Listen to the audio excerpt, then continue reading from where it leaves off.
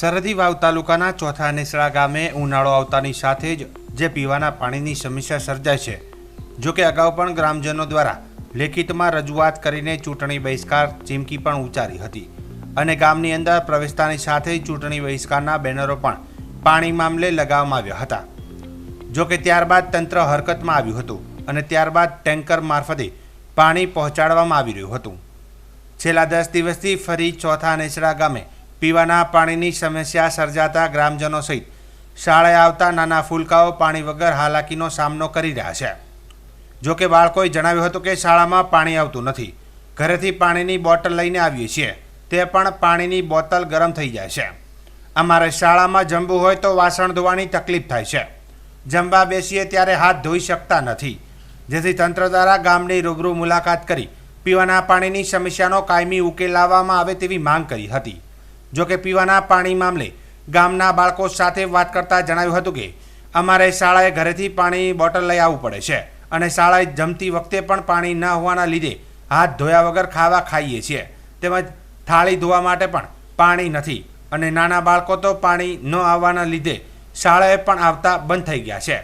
અમારે પણ જો પાણી નહીં આવે તો અમે પણ શાળાએ નહીં આવે તેમ જણાવ્યું હતું।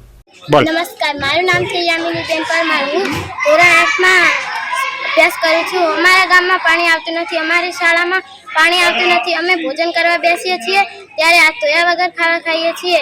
અમારી શાળામાં પાણી આવતું નથી, ત્યારે બાદ અમારા શાળામાં વૃક્ષો બધા સુકાઈ ગયા છે, અમે તરસી મરીએ છીએ। અમે ઘરથી બોટલો લઈને આવીએ છીએ તો અમારું પાણી ગરમ થઈ જાય છે। અમે વર્ગમાં બેસીએ છીએ તો તરસી મરી અને ભણવાનું છૂટતું નથી। નાના બાળકોને પાણી નથી મળતું, તે રોઈને ઘરે પાછા જાય છે। નમસ્કાર, મારું નામ છે શિવભાઈ રાણાભાઈ કલોત્રા।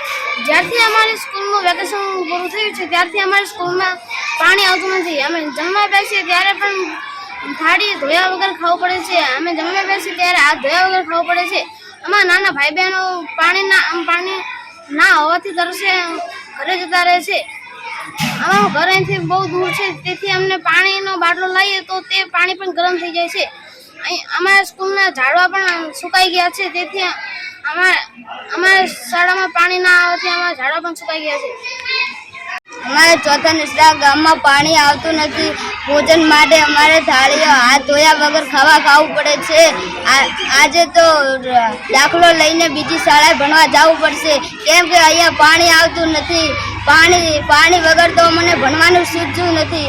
અમે બીજે દાખલો લઈને જઈએ છીએ, કેમ કે ઝાડકા સુકાઈ ગયા છે। પાણી વગર બધું ઝાડકા બધા સુકાઈ ગયા છે। હવે અમે પાણી વગર શું કરીએ? અમારે ભોજનમાં તકલીફ પડે છે ને અમને ધોરણ 8 માં પાણી વગર પણ પાણી લાવીએ છીએ પણ તો ઊંડું થઈ જાય છે, તો અમે પાણી વગર શું કરીએ? એટલે અમે બીજે ભણવા જઈએ છીએ।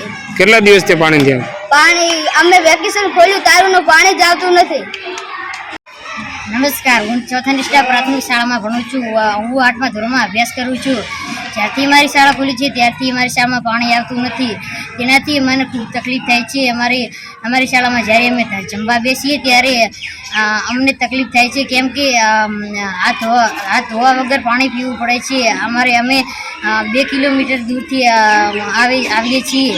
અમારી શાળામાં પાણી આવતું નથી, તેથી નાના છોકરા નિશાળે આવતા નથી, તેમના માતા પિતા તેમને ભણવા મોકલતા નથી।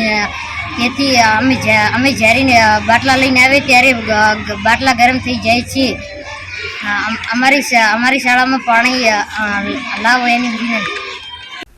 તો બીજી બાજુ એમડીએમના સંચાલક કાનજીભાઈ રાજપૂત સાથે વાત કરતા તેઓએ જણાવ્યું હતું કે ચોથા નેસડા પ્રાથમિક શાળામાં જ્યારથી વેકેશન ખોલ્યું છે ત્યારથી જ આજ દિવસ સુધી પીવાનું પાણી આવતું નથી।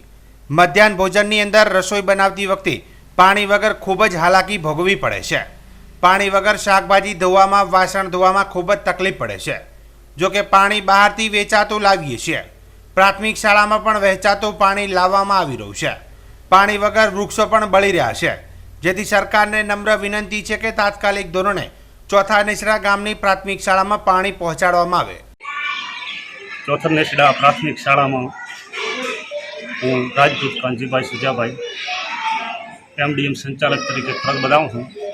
તો ચોથા નેસડા ગામની અંદર જ્યારથી વેકેશન ખોલ્યું ત્યારથી પાણી બિલકુલ આવતું નથી। અને મધ્ય ભોજનની અંદર રસોઈ બનાવવા માટે પાણી નથી તો રસોઈ કઈ રીતે બનાવવી, થાળીઓ કઈ રીતે ધોવી અને ગમે તે વાસણ ધોવા માટે પાણીની ખાસ જરૂર છે. અને પાણી બહારથી લાવવામાં આવે છે અને પાણી બહાર વેચાતું અહીં શાળાની અંદર નમાવવામાં આવે છે અને બાળકો નાના નાના બાળકોને પીવા માટે પાણીની ખૂબ જ તંગી પડે છે. તો સરકારશ્રીને વિનંતી છે તંત્રને કે જલ્દીથી જલ્દી પાણી શાળાની અંદર ચોથાની શાળાની અંદર પાણી પૂરું પાડે એવી અમે આશા રાખીએ છીએ. અને બીજું કે આ 10 દિવસથી અમે લાઇનની અંદર ખૂબ મહેનત કરી અને છતાં શાળાની અંદર લાઇનની અંદર પાણી નથી તો પાણી ક્યાંથી લાવવું.